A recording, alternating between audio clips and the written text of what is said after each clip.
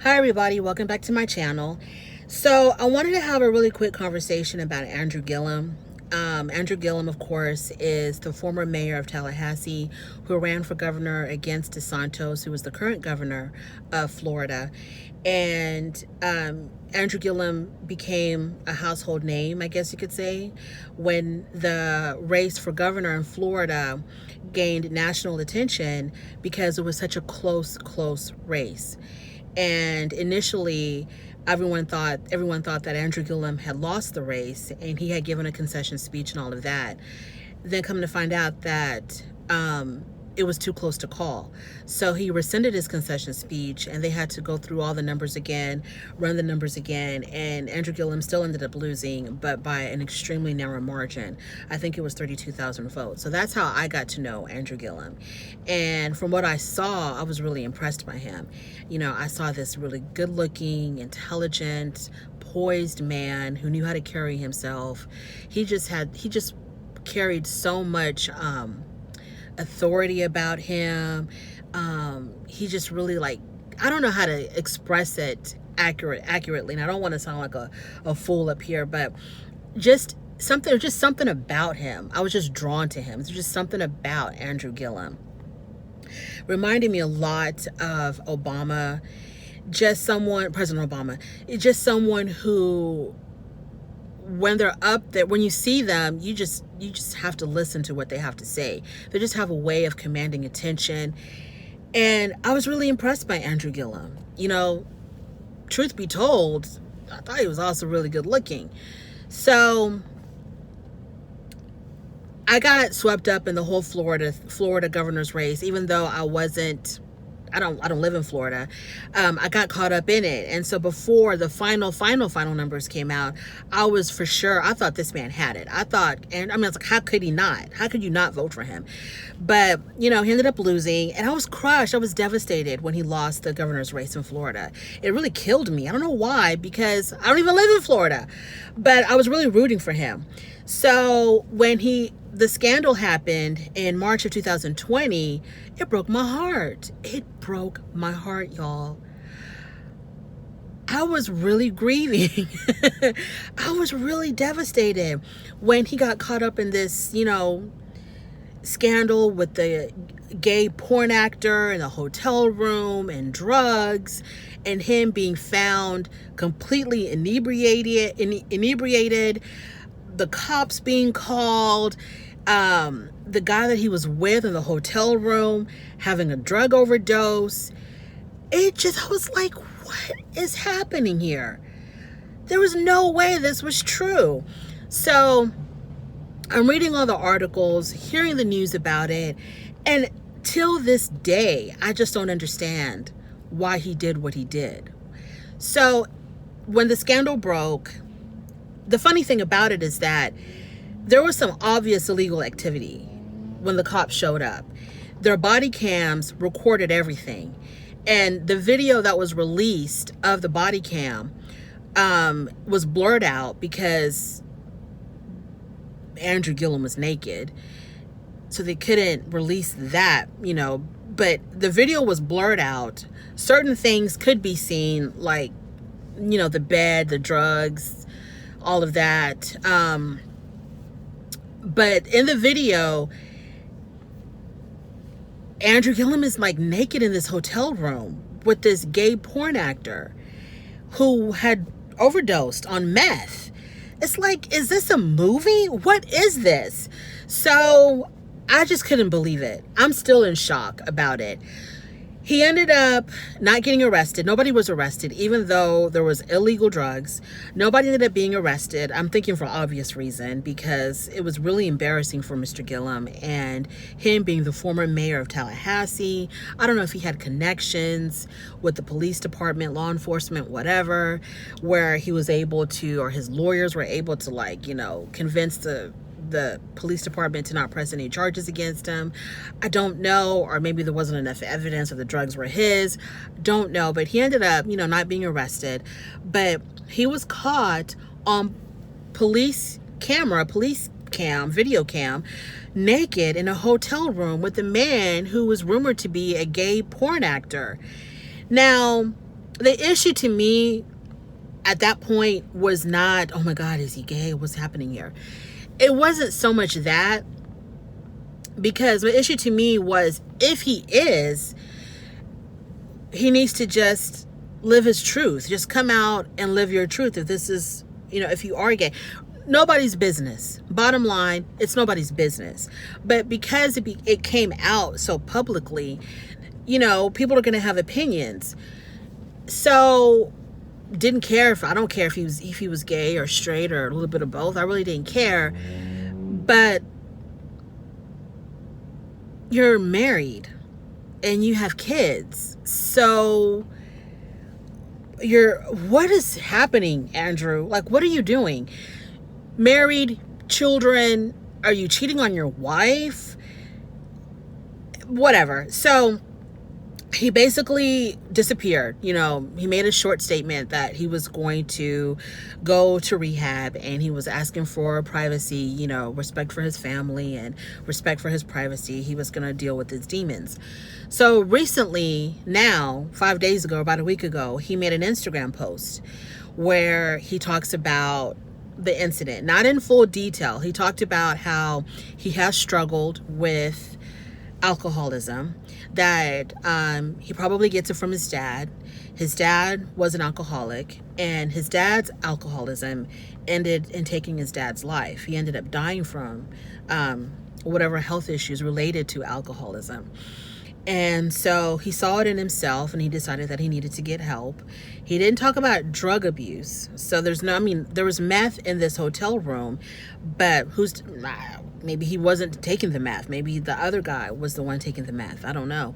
But he didn't talk about drug abuse. He said that he did have an alcohol issue, and he was dealing with that, and that he was also dealing with depression, and the depression led to the abuse of alcohol. And he was depressed because he had lost the gubernatorial race in Florida. And so he said that he had tried to push away his disappointment in losing the governor's race, not really deal with it head on, the feelings that he was having about losing the race. And because he was ignoring that, it led him to try to kind of mask or hide his feelings, his depression, with alcohol. So as I watched his Instagram post that he did, and it's about 10 to 11 minutes long. So he's sitting in his office with this beautiful black office furniture, and in the background are framed photographs of his family, his wife, his children. Also, there is a globe that is positioned where you can see the continent of Africa. And so that's what really stood out to me. So, it's like he was making a statement without making a statement of, he's a family man. He supports his family supports him. And he's really identifying with his culture. And he mentioned in his speech about, the Black Lives Matter movement and the police brutality. And it seemed like because he was dealing with his own personal issues, he really couldn't be at the forefront of these events that were happening, so that were dominating 2020. And I think he even mentioned also his mom being sick from coronavirus. He talked about coronavirus, and I think his mom was sick with that. I don't know. I hope I'm not, I didn't misunderstand what he said. So it's basically like he's making a comeback. Now, I feel like he's still not being completely honest, because for him to not talk about him being caught naked, drunk out of his mind in a hotel room with a porn actor, or it was a porn actor or a high-end escort, I'm not really sure. With him not addressing that issue, which is the big elephant in the room, I feel like you haven't really come to terms with the reality of what you did. You're talking about the part of it that's easy to talk about, which is the alcoholism, because it's relatable, and also because because people go through that. It's easy to admit that you also have that problem. But you're not going to discuss why you were in a hotel room. His story has always been he was going to a wedding, and I guess he met up with a friend, and I don't know if he said his friend was going through issues or something, so he went to the hotel room. I don't know if it was to help him or they went into the hotel room just to have a few drinks, two buddies. Let's go back, have some drinks, let's get caught up. I don't know if that's what he was trying to say when the scandal first hit. I think that was his story, that this was just his buddy. But it seemed like a lot of people are assuming that it was more to it than that. For whatever reason, he's in this hotel room, and I think his name is something Dyson. So you're in this hotel room with, Mr. Dyson, who is a porn actor and also allegedly an escort. And then at some point, Mr. Dyson's friend, which is Mr. Mejias, was worried about Mr. Dyson because Mr. Mejias and Mr. Dyson, from what I read, had plans to, hang out that night. And so when Mr. Mejias, who also had paid for the hotel room, when Mr. Mejias was trying to contact Mr. Dyson, and for whatever reason Mr. Dyson wasn't responding, Mr. Mejias goes to the hotel room, knocks on the door, and then as soon as Mr. Dyson opens the door, he passed out. And he was, he was in some type of a drug overdose episode. So Mr. Mejias says that, his friend, Mr. Dyson, completely passes out, drops to the floor, and he's worried about him. And then there's this other gentleman in the room, which is Mr. Gillum. And the article that I read said that Mr. Mejias didn't even know who he was, didn't know that was Mr. Gillum. And so Mr. Mejias starts to administer CPR on his friend Mr. Dyson. Mr. Dyson was not responding. He's worried about his friend, so then he calls the police, and that's how the police he calls 911, and that's how the police show up at the hotel room. And the body cam footage captures what happened, what was going on in that room. Now, the footage that was released to the public, like I said before, was blurred out completely. But you can tell that this is a tall, athletic built black man who appears to be naked or almost naked in this room where there's meth and alcohol and soiled sheets. And I was just like, what is this? So the point of this video, believe it or not, I have a point as I'm rambling, is that when I saw his Instagram post, I know that Andrew Gillum, I feel like, I don't know him. I feel like Andrew Gillum is ready to get back out there. Politicians are a lot like celebrities. They like the attention, they like the fame, especially modern day politicians. They like the attention, they like the fame, they like the spotlight. And I think he wants to get back into that. He wants to get back into his political career. And of course, I know he wants to help people as well, but I'm pretty sure he's missing that lifestyle. So in the Instagram post, it had over 200,000 views, but like 18 comments, which makes me think that a lot of comments were deleted that were pertaining to Mr. Dyson. Like, what were you doing in this hotel room with this porn actor / escort? What were you doing there? So, because it didn't make any sense how a video that had so many views has so few comments. And he also posted in a picture after that video. He posted a picture, of him looking really good. And, it's basically like he's wearing, sunglasses, and he has this, beard, and he's like asking Instagram, should he shave it off or keep it? That also had a whole lot of views, but very few comments, which makes me think a lot of comments were deleted. And I think that as long as he doesn't address but I guess to him, he did address it. Like, this was just a friend of mine. We went back to have drinks. I guess he kind of had one too many and he ended up naked in this man's room. Both him and this guy ended up naked. I think that's his story, you know, and he's done with it. That's it. We're not going to get any more out of Mr. Gillum about that. But I watched a video back then around March when the story hit that Funky Dineva had done. And Funky Dineva said that he went to college with Andrew Gillum. They went to the same college, Florida A&M. I think they call it FAMU, and Florida A&M University. And I think they were there at the same time. Did he say they were there at the same time? And Funky Dineva says that there were rumors about Andrew Gillum being gay. I just wish and hope, I just want him to be happy, you know. I can't imagine having to live a lie or a double life, you know, especially when you're a public figure. And if he is gay, he should just, hopefully, that he has the support system around him to support him coming out if he ever chose to do that.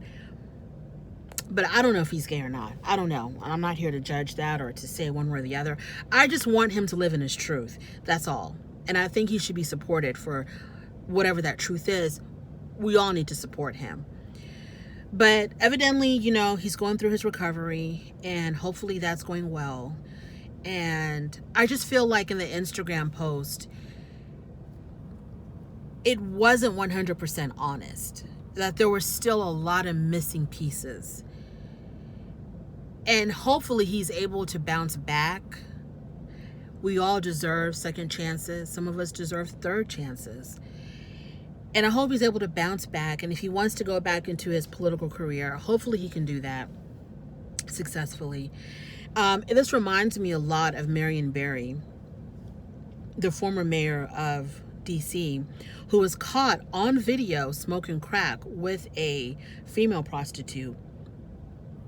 And after that, he won again. He ran for mayor again. He was caught on video smoking crack with a prostitute in a hotel room as he was serving as mayor. He was actually serving as mayor when this video had surfaced. And it was, you know, it made headlines and it was a big scandal.